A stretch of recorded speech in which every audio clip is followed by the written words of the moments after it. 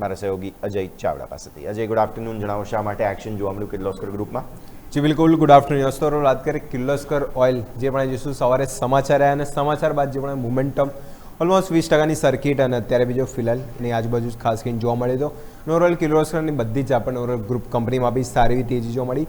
અને જે highlighted point હતા, જે ઓર્ડર રિલેટેડ સવારે જે હાઇલાઇટ થયા હતા, ડેટા સેન્ટર જે એઆઈને લઈને ખાસ કરીને કંપનીએ જોઈશું જે હાઇપરનેક્સ તરફથી 192 મેગાવોલ્ટ ખાસ કરીને એમાં જોઈશું, જેમ હાઇપર સ્કેલ અને એઆઈ ડેટા ને પાવર સપ્લાય માટે જે ઓર્ડર મળ્યો હતો, ઓર્ડર સ્પેસિફિકના લીધે જો સારી એવી તેજી અને જે ડેટા સેન્ટરની ડિમાન્ડ જે પણ જોઈશું જે ગ્રોથ અહીંયા અને ડિમાન્ડ પણ જે વધી રહી છે એના લીધે એના રિલેટેડ સ્ટોક છે અને ખાસ કરીને જે પાવર સપ્લાય અને જે હાઇપરનેક્સ એટલે જે પણ જોઈશું હાઇપર સ્કેલ જે એઆઈ ડેટા પાવર સપ્લાય કરે છે કારણ કે એની ડિમાન્ડ સૌથી વધારે છે અને એના રિલેટેડ સ્ટોકમાં જો સૌથી સારી તેજી જોવા મળી હતી, ઓલમોસ્ટ 20% આજુબાજુ સર્કિટ.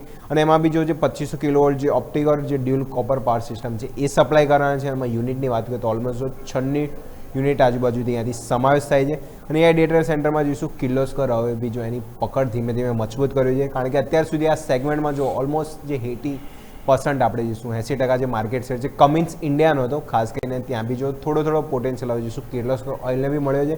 એટલે કમિન્સ ઇન્ડિયાને બી જે ક્યાંને ક્યાં અત્યાર સુધી જે માર્કેટ ટોપ એટલે લીડ ગણાતી હતી, જેનો રેશિયો આપણે આમાં જોઈએ તો 80% આજુબાજુ હતો, એ ક્યાંને ક્યાં જો થોડો રેશિયોમાં જો કિર્લોસ્કર ઓઇલ બાજુ બી જોવા મળે છે.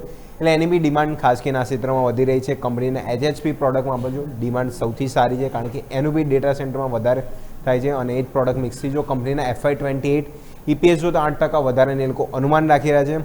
અને આજ વધતી ડિમાન્ડને પૂરી કરે એ લોકો જો 2100 કરોડના કેપેક્સની પણ જાહેરાત કરી છે. શું ડેટા સેન્ટર માટે લોકો વધારે એગ્રેસિવ કામ કરે છે. પાવર ઝોન અને ઇન્ડસ્ટ્રીયલ સેગમેન્ટમાં બી જો 26% રેવન્યુ CAGR ગ્રોથ એ લોકો અનુમાનિત માન્યા છે આગળના વર્ષ માટે. જે અનુમાનિત ગ્રોથ બી પોઝિટિવ છે. રેવન્યુમાં ખાસ કરીને ડબલ ડિજિટ, નેટ પ્રોફિટમાં બી જો 32% CAGR ગ્રોથનું અનુમાન છે અને માર્જિનમાં પણ જો ઓલમોસ્ટ 200 બેસિસ પોઈન્ટ આજુબાજુ એટલે સુનામી એટલે જોઈશું સુરાગ એટલે પોઝિટિવ માની રહ્યા છે. અને FY28 માટે જે EP જે વેલ્યુએશન જે મલ્ટિપલ જે 35x હતો એટલે 35x હતો એ વધારીને 42x એટલે જો EPSનો બી અનુમાન વધારે છે. નેટ પ્રોફિટ બી અનુમાનિત વધારે માની રહ્યા છે અને સાથે રેવન્યુ પોર્શન બી એ લોકો જો ડબલ ડિજિટ ગ્રોથ આગળના વર્ષો માટે માની રહ્યા છે. એટલે જે પણ જોઈશું હાઇપર સ્કેલમાં ડિમાન્ડ વધી રહી છે ડેટા સેન્ટર થીમમાં હવે જે હમણાં એન્ટ્રી કરી છે એના લીધે બી જો સપોર્ટ સારું છે, ગાઈડન્સ પોઝિટિવ છે. અને કમિન્સ ઇન્ડિયા જે ખાસ કરીને જોઈશું જેમાં લીડ હતી હવે એની સામે જો કોમ્પિટિટરમાં ખાસ કરીને આ કંપનીમાં ધીમે ધીમે હવે જોવા મળે તો ડિમાન્ડ બી વધી રહી છે. એના લીધે પોઝિટિવ એક્શન સાથે ઓર્ડર સ્પેસિફિક અને જે પણ જોઈશું તે બાદ 20%ની અપર સર્કિટ ખાસ કરીને આપણને જોવા મળી હતી.